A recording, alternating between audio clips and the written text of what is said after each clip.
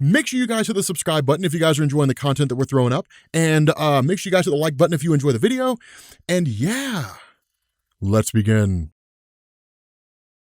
Okay, so we're picking back up again with Batman versus, not really Batman versus Superman, Batman Superman.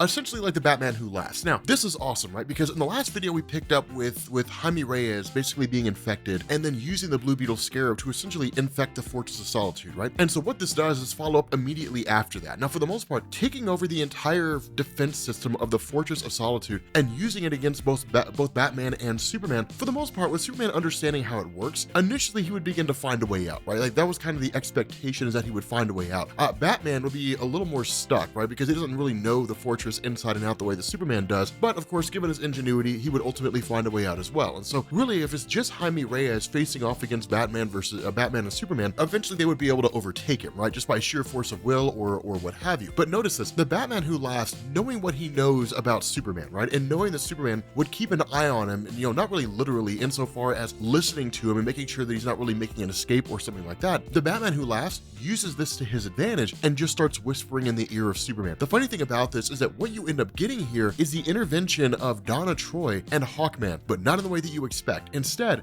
they're siding with the Batman Who Laughs. And this is a crazy thing because it's interesting in this scenario because as best we could tell, this is actually Donna Troy from the main DC universe, right? And the reason why is because what she says, of course, kind of lashing out at Superman, saying, for everything that you've done, right? This is for Wally, this is for Dick, this is for Roy, this is Heroes in Crisis stuff. And this is one of the reasons why stories like that, why we cover those events, is because it's one of those kind of stories where, yes, it can be read in isolation, but also because it would be referenced with regards to things that go on in the future. And that's exactly what's happening here. No one really knows what was going on with Wally West. When it comes to Dick Grayson, he was shot in the head by KG Beast, right? We covered the story of Batman fighting KG Beast and the reason why that happened, but Dick Grayson changed his name to Rick, and he's basically trying to live a normal life, and ultimately suffered like brain damage and like memory loss and things like that. So he's essentially out, and Roy Harper died during Heroes in Crisis. And so because of the various escapades and because of the various actions of Batman and Superman over the years, whether they intended to do good things or not, it's resulted in casualties. And one of the things that Donna Troy hits on here is that the role they play, right? Superman being this figure of hope and Batman being this dark knight, that while they are inspiring in their own way, they inspire people who are essentially ill-equipped to become superheroes to join their cause and then march off to their dooms, right? But we'll talk more about Hawkman here in a second, because what seems to be going on with him is not actually what's going on with him. And it's actually a really cool reference that Joshua Williamson is pulling out here. But again, like what we end up learning here with Commissioner Gordon really sort of, speaking to these guys, is that everything that's been going on here is simply one piece of a much bigger puzzle. And we didn't really know what that puzzle was until just now. That what he basically says is like, when Superman's telling Donna Troy, like, Batman Who Laughs is going to wipe out everything on Earth, the response to Commissioner Gordon is, well, it's just a purge, is what it is. It's getting rid of the weak and only keeping those who want to see the truth, right? Who want to have their eyes opened. And so what he basically says is that, like, what he needed was an object from the dark multiverse. What he needed is what used to be the Justice League satellite from the dark multiverse of the Batman Who Laughs. And what he'd done here, this is one of the coolest things ever. What the Batman Who Laughs had done here is he had modified the satellite of the Justice League from his universe, that where we can largely assume it functioned in the same capacity as the satellite in the main DC universe, right? Insofar as it's a place of monitoring and it's basically a place to kind of ensure that things that are going on in the world can be kept track of. Not in the sense that the Justice League's spying on anybody, but in the sense that, like, if there's different crises taking place around the world, they can respond effectively, right? Kind of a safety monitoring device. That what the Batman Who Laughs had done is he had modified it in such a way, using a combination of various metals, ink metal, different things like that, that what it does is it essentially can transform an entire planet, right? It can infect an entire world. That's the idea, is to bring it here and infect the entirety of Earth all at one time. The issue was that they needed various people to open the portal, right? To get the portal to a place where it could be open. And this is one of the cool things about this, because it says, like, you have these different characters that have existed, these different things, right? So you've got magic, which is covered by Shazam. You've got different characters that play different roles here. And it even references back to the events of Dark Knight's Metal. It's like the first step to getting this portal open was to basically use Superman to get someone to cross over to the other side, to the dark multiverse, which is exactly what Superman did, right? When Batman was captured by Barbados, that Superman and the various superheroes used the Tower of the Anti-Monitor and the Phantom Zone projector to get Superman over to the dark multiverse. That was the first part of opening the portal, right? And it's like all these little steps that have taken place along the way that seemed innocuous, that seemed kind of like a thing that was a good idea in the moment that you never really thought anything about, suddenly become stupendously important. And it's awesome, because what ends up happening here is, of course, Batman kind of chimes in and says, yes, I do plan for everything.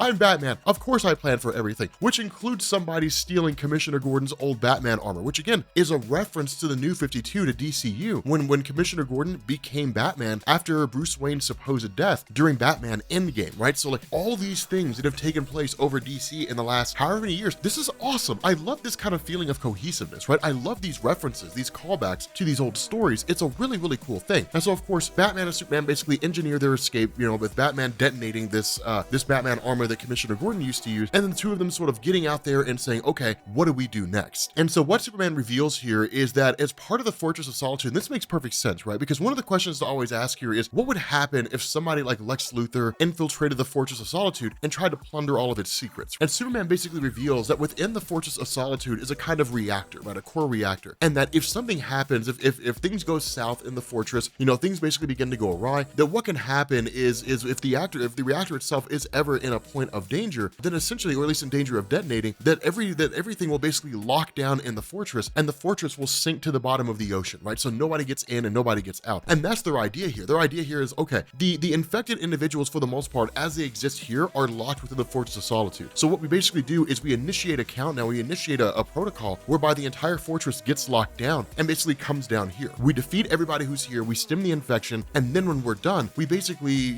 initiate the failsafe that allows the fortress to come back up, and we basically save the day. It's a super smart idea, because what happens here is one of the funny things that goes on is the question is, okay, like Batman, can you handle your own against Donna Troy, right? Because we're gonna have to face against these guys. Can you handle your own against Donna Troy? And it's kind of funny because, Superman's like, have you ever sparred with Wonder Woman? And Batman's like, yeah, man, we've sparred, and I had bruises for months.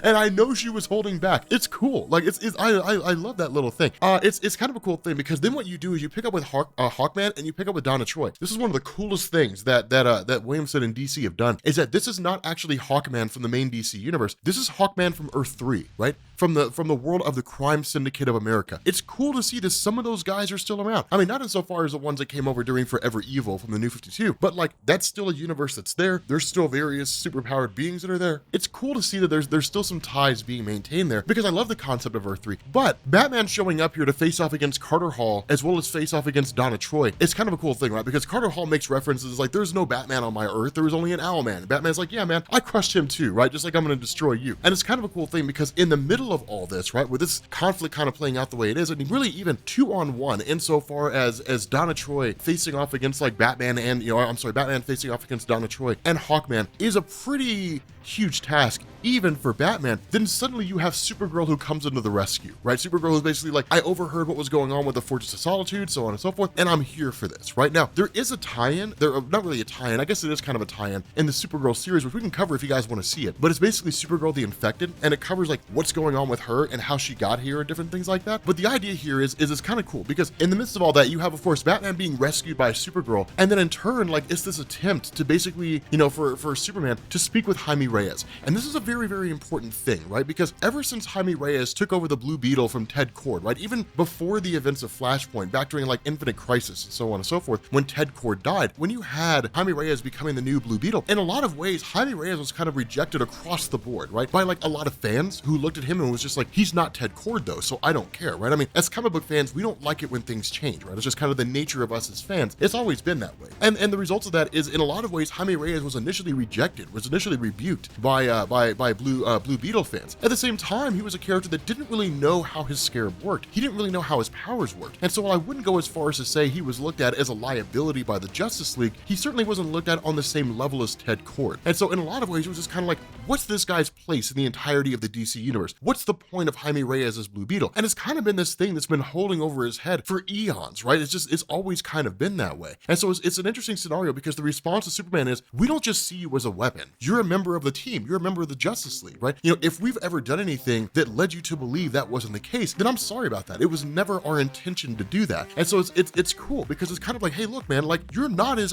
far out there and left out in the cold as you believe you are. But remember, the nature of the infection of the Batman Who Laughs is to twist your perspective perspective of the world, right? To twist it inside out. It's like having anxiety, right? Anxiety and depression. It's to twist it inside out, screw up your perspective so that nothing that you see is actually the way that it is, and then in turn send you forward out into the world. And so it's kind of interesting because in the middle of all that, the concentration kind of breaks, right? You have Donna Troy who shows up out of nowhere, basically ends up subduing Superman, which breaks the kind of connection he had with Jaime Reyes. Jaime Reyes reverts back into his scarab form when the infection takes hold again, at least over the suit anyway. And then in turn, you have like this Batarang, you know, this Superman Batarang that's thrown and is designed to hit Superman, only for Supergirl to jump in the way and catch it. And this is a crazy thing because it's one of these scenarios where if you're looking at the story, like if you're reading each thing as opposed to skimming, then like you would know exactly what's going to happen. Because one of the things Commissioner Gordon had said was when he had the Superman Batarang, he said this was specifically designed to pierce that Kryptonian skin of yours. And so essentially what happened when Supergirl caught it is it pierced her skin and it infected Supergirl. Supergirl is now infected with the Shazam Who Laughs toxin. In addition to that, you have the arrival of Shazam, you have the arrival of all these various infected heroes who show up. I just want to say here, right? Because one, you've got John Constantine, who's an infected member of the Batman Who Laughs family, right? He's one of the Secret Six. I prefer to think of it as like the Justice League Who Laughs, which is basically what it is. It's like their own little version of the Justice League, but you've literally got Shazam, Hawkman, John Constantine, you've got Donna Troy, you've got Blue Beetle, and you've got Supergirl. Supergirl looks amazing, dude. Like her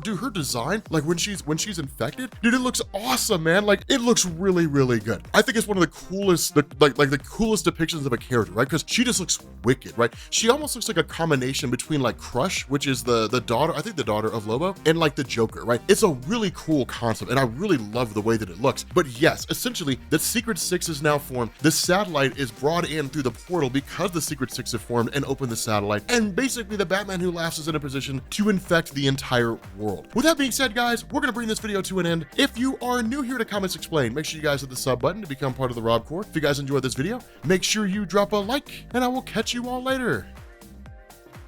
Peace.